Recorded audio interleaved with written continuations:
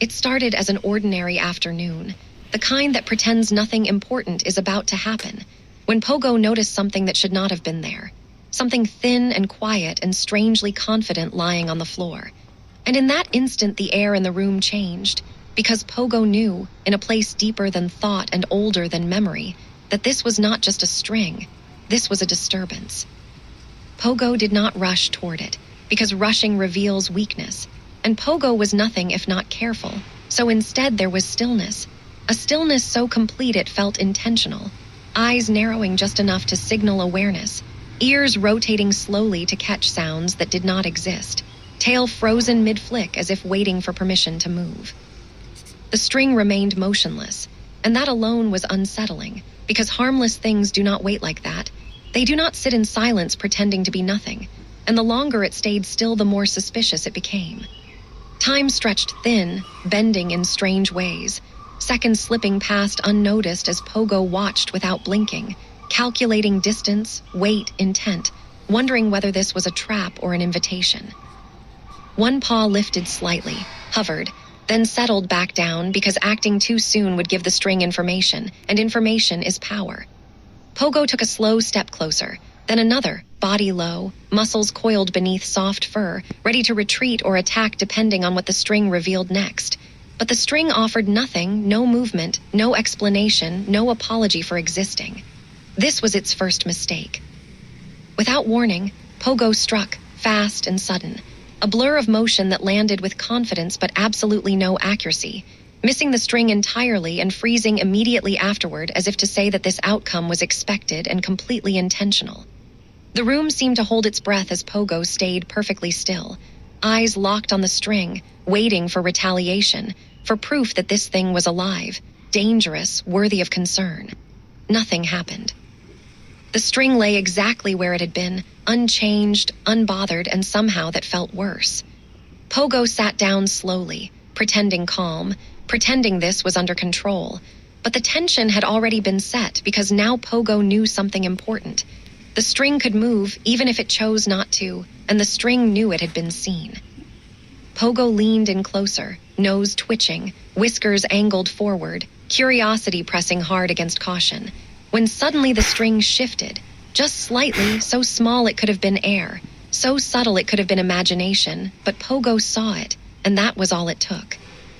Pogo launched forward again, heart racing, paws flying, claws half ready, catching nothing but determination and then retreating just as fast, skidding slightly on the floor, stopping to reassess whether this situation required bravery or dignity.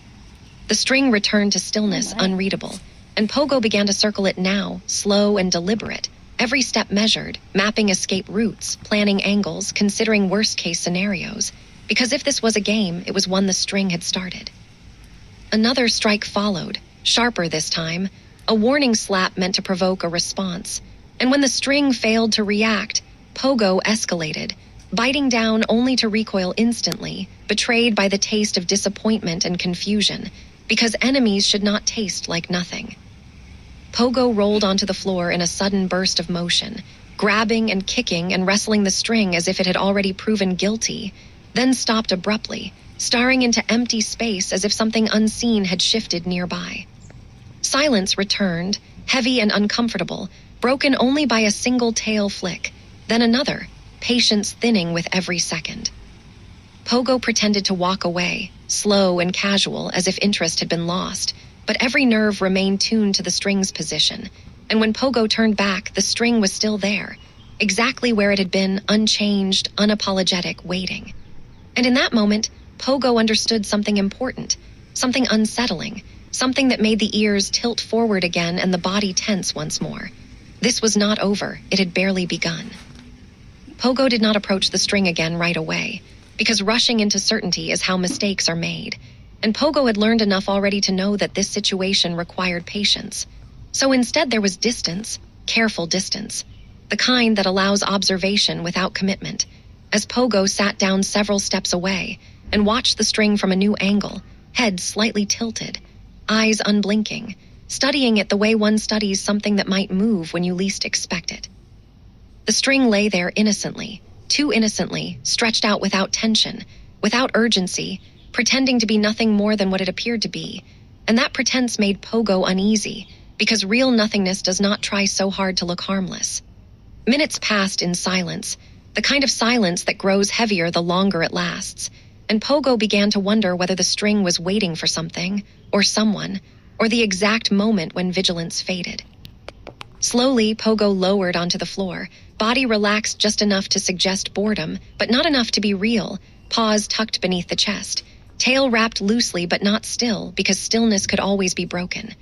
The string did not move. Pogo shifted position, rolled slightly onto one side, eyes half-lidded now, testing a theory, testing whether the string would reveal itself if Pogo appeared vulnerable. Nothing happened. Confidence crept in, quiet and dangerous, whispering that perhaps this had all been an overreaction, that maybe the string truly was just a string, and that whisper was exactly what the string seemed to be waiting for, because the moment Pogo's focus softened, the string twitched, not much, not enough to be dramatic, but enough to be undeniable. Instantly, Pogo was upright, heart pounding, senses sharp again, the calm illusion shattered, replaced by certainty that this thing was watching back. Pogo lunged, faster this time, more committed, paws closing around the string for a brief, glorious second before it slipped free, escaping in a way that felt intentional, as if the string wanted to be chased rather than caught. That thought unsettled Pogo more than failure ever could.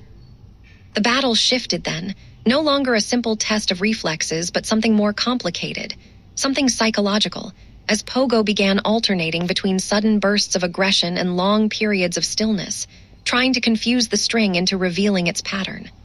Warning slaps landed, some connecting, some missing, each followed by intense starring, as if Pogo were waiting for the string to explain itself. A bite followed, then another, both immediately regretted, because the string still tasted like disappointment, and worse, it offered no reaction, no resistance, no satisfaction. Frustration built quietly, visible in the flicking tail, the shifting weight, the way Pogo's ears angled forward and then flattened again, recalculating, reconsidering, refusing to admit defeat.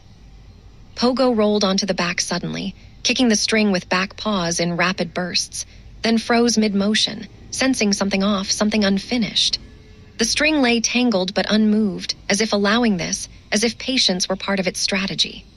Pogo released it and backed away slowly, eyes never leaving it, breathing steady but heavy, because this no longer felt like play, it felt like negotiation, and Pogo was not yet sure who was winning.